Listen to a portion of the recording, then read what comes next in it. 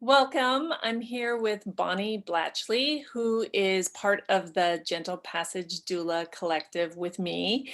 And we're here to discuss end of life physicians' visits. So thanks for being here, Bonnie. Thank you for inviting me. Yeah. So to begin with, how do end of life physicians' visits look differently than other visits? End of life visits are different because of the nature of the visit. You're talking about person's life and they're coming to the end of their life, and this is probably the most important time of their life right now. And so it's very important that people go into this visit prepared during a time when they're maybe frightened and fearful of what news they're going to get. They have a need to know, but on the other hand, they don't want to know what's coming up. And so, the best way I think to handle this visit is to go into it really prepared. Okay, great. So when you think about what's most important to happen in that visit, what are those things that you would want people to know about?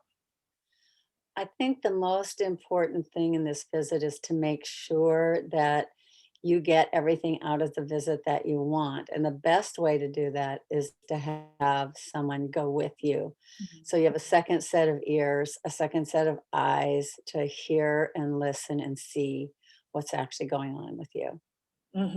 Yeah, because you're scared and you probably are maybe feeling physically and emotionally not totally capable. And sometimes we hear, I know me, I hear things that I want to hear sometimes, or I block out what I don't want to hear.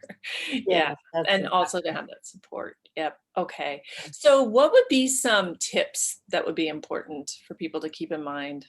I think the first thing is whether you go alone or you go with someone else, it's really important for you to come with a list Yeah. and actually create that list before you're going to go. Share it with the person who's going to go with you. Yeah. But if, like I say, if you don't have someone to go with you, write it down and actually have it in your hand when you go in to see the doctor. Mhm. Um, some things on that list should be um, you might want to talk about your advanced directives. Yeah. So that would be an important thing. And then just trying to know, what's coming down the pike for me. What should I be looking for? Yeah. What can you expect? Yes. Anything medically that's important from a nurse perspective for people to put on that list? Sure. There's a number of things that I like to see on the list. One is any discussion about labs that have been done. What are those labs? What did they mean? Secondly, any medications that you're taking. How are you doing with those meds? Are you having side effects? If the doctor orders new meds, what can you expect from these new meds? Do you need any refills on your medications? Try to get those all taken care of before you go back to the doctor again. And then any symptoms you're having, you want those to be addressed. The other thing I like to make sure you have is how do you get in touch with your doctor um, in off hours, especially if you're going into a weekend and you're being put on a new medication or you're having some new symptoms. How Mm, do you get in touch with the doctor? mhm. And then finally, at the end, if you're unsure or scared still, ask the doctor. If I was your mother or your father, is this the treatment you would prescribe for them? I love that question. It just Mhm. cuts to the chase. You feel Yeah, more secure. Yeah. absolutely.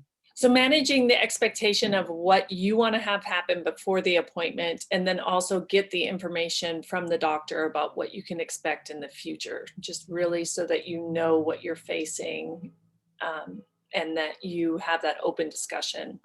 Yes. And Yeah. sometimes when you're having that discussion too, other things will come up.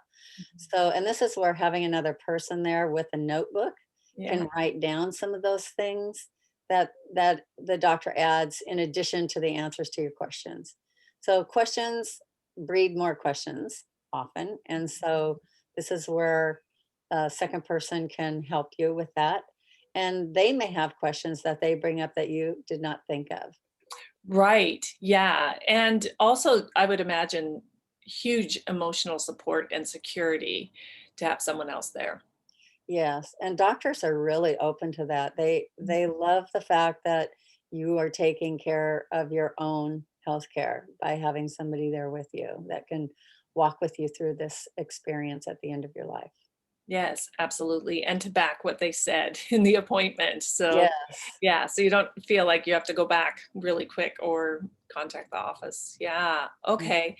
So, Bonnie, this is great. And I know that you've done this for people and you've gone to the appointments, you've helped them prepare for appointments and helped them with managing what are important questions to ask, especially from a nursing perspective. So, how would people get a hold of you? Yeah, they can reach me through my website or my email address, which is blbnurseconsult@gmail.com. Okay, so BLB nurseconsult@gmail.com. And folks can always go to Gentle Passage Doula Collective to reach us as well. Thanks Yes. so much, Bonnie. We'll be back to talk about more end of life issues. Thanks again, Kathleen. You bet.